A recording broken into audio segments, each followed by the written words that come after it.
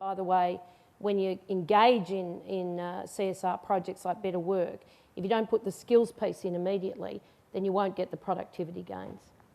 So we're absolutely, jobs are our business. We say to companies, we're actually not your worst enemies, we're your best friends. We want you to be sustainable with decent jobs. And so, you know, the green challenge for us is not just a responsibility, of course it's that, but it's actually also a piece for growth. Let's take some questions from the audience. There are folks with microphones. Richard Feinberg, University of California.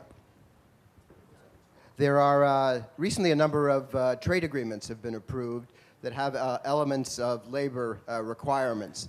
They have various different enforcement mechanisms. Some of them do have remedies and binding arbitration, if you will, as you mentioned, although they may be between governments. My question is, in the new political environment, do you think stronger enforcement via these existing trade agreements are a possible way forward, or do you think we need major new innovation in that area? Well, earlier I talked about the benefits to workers, to companies, and to the Cambodian economy of the agreement that was reached between the United States and Cambodia, which had a labor conditionality clause. We haven't seen many such agreements in the meantime. Some have had clauses relating to some labor issues, some environmental issues, but they don't in the main appear to have been enforced.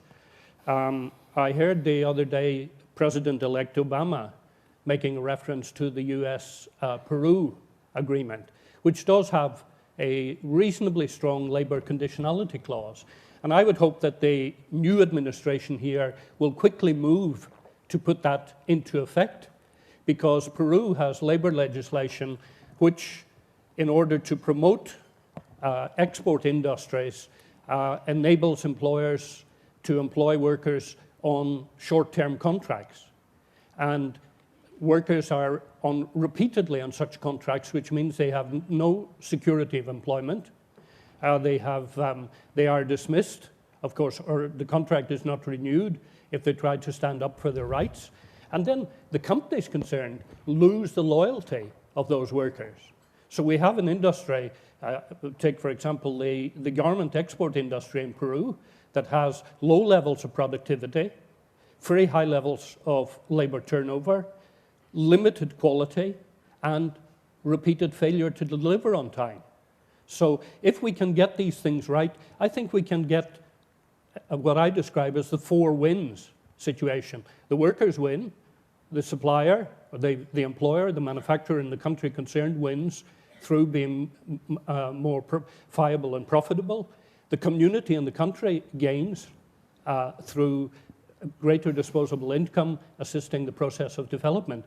And in our sector, the brand or retailer sourcing there benefits from enhancement of its reputation and the reduction of risk. Well, can I just say, I think it's fundamental. The trade environment, like any global governance or architecture, is critical to the future. If you've got to build new governance around the financial sector, you've got to build global governance to deal with climate change. If you don't have global governance in the trade environment, that actually is a whole new world where environmental and labour rights are respected, then it will continue to be a flawed globalisation. So do we want to get it right? Then we've got to start with all of those fundamental pieces of the global architecture. And the US can play an incredibly important role. The Peru language is the best out there. Let's see it strengthen the arm of other governments, but then build to a multilateral piece, which is where you'll get real scale and real change in terms of globalisation. And can I say, do this in a positive way, in a way that is beneficial to everyone and not in a protectionist sense. Yes, protect workers, but not protection in the way that we often hear about when talking about trade. Let's take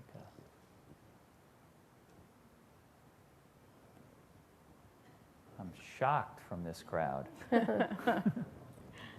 We're a frightening lot. Yeah, we're very scared up here. Well, I have another question that I've got a few more that I can ask, but You know, some of the leaders in what we think of as the corporate social responsibility movement are companies that have not been friendly to unions, but have positioned themselves as being worker friendly. And I'm thinking of Starbucks, which shares stock and has pioneered health benefits for its employees. Whole Foods Market talks about empowering the employees at the store level to make more decisions. I wonder what your reaction is to this kind of partnership model, as they would describe it, that may or may not be good for workers, but it's certainly not good for organized labor. Well, it's superficial. That's the real issue. I mean, nobody would deny those things are good things to do. And partnerships at any level that deliver for people. I mean, on the, the fair trade piece around coffee and Starbucks and what have you, it's been a good piece. But if they don't engage with their workers, if there's no fundamental right to freedom of association, to bargain collectively, then they're really in denial about what the fundamentals are. And so nobody could deny that those things are good things, but they're like, icing the cake and there's no substance. So direct engagement with your workers is the place where you have to start. And if you don't do that, if you're anti-union, if you were we hear a lot about closed shops and how it would be dreadful if unions dominated the workplace, but no one talks about the other side of it, where employers close shops every day by saying this is a non-union establishment. And what you're really saying to your sons and daughters is you don't have the rights that are legal mandates internationally that are supposed to represent fundamental human rights. Well, no employer in my book can be judged to be providing decent work if they're denying those basics. Some people, I think, would describe that as the sticking plaster approach. Use the sticking plaster when you actually need 5 stitches. And it's not really sustainable in the long term, nor does it empower the various partners. And I think the future in terms of sustainability is that question of empowerment. And the interesting thing, we talked a moment ago about global framework agreements, and why on earth should successful global corporations have entered into some of those agreements?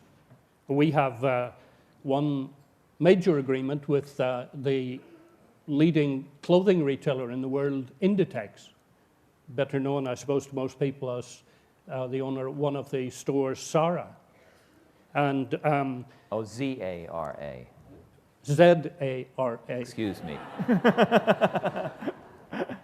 Same language, different continent. But they are, of course, what Inditex recognise, and indeed what a lot of brands and retailers in the textile, clothing, footwear sector have recognised, that where conditions in the workplace are poor, the quality of production is poor, delivery is poor, productivity is very low. So, in a sense, bad working conditions go hand in hand with bad performance. And what we need to be looking at is not just, as I said, this sticking plaster approach, but an integrated approach where companies at every level adopt clear and well-defined management systems, for example, in the industrial relations field, that enables them then to deal with the problems that arise, to involve everyone in the process. And I just don't mean shop floor workers, because some of the people who are most disadvantaged in supply chains are supervisors and lower level managers. And we need to work to develop a system that engages everyone, from the CEO to the cleaner on the shop floor, in combining their efforts to make those enterprises, as I described it earlier, viable, profitable, and internationally competitive. And in a globalized economy, that is the only way that we will be sustainable.